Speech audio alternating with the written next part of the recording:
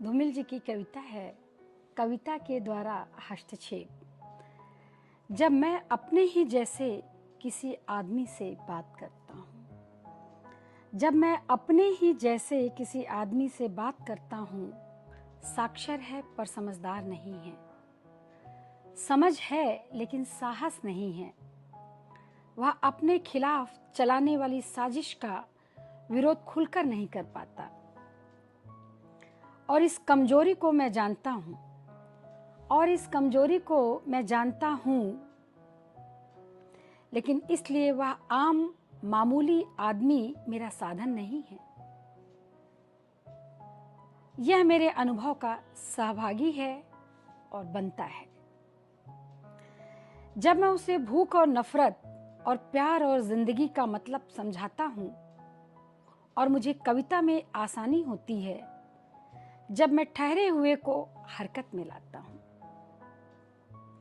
जब मैं उसे भूख और नफरत और प्यार और जिंदगी का मतलब समझाता हूँ और मुझे कविता में आसानी होती है, जब मैं ठहरे हुए को हरकत में लाता हूँ, एक उदासी टूटती है, ठंडापन खत्म होता है और वह जिंदगी के ताप से भर जाता है।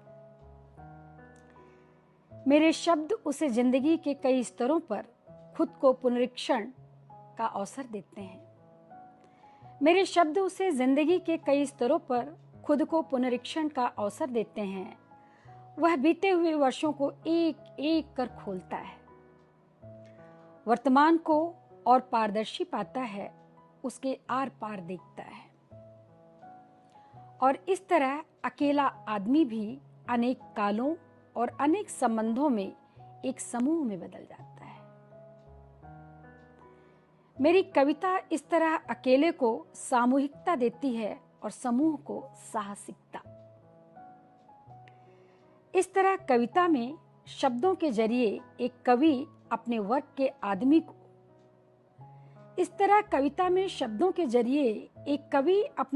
आदमी को समूह की साहसिकता से भरता है, जबकि शस्त्र अपने वर्ग शत्रु को समूह में विच्छिन्न करता है।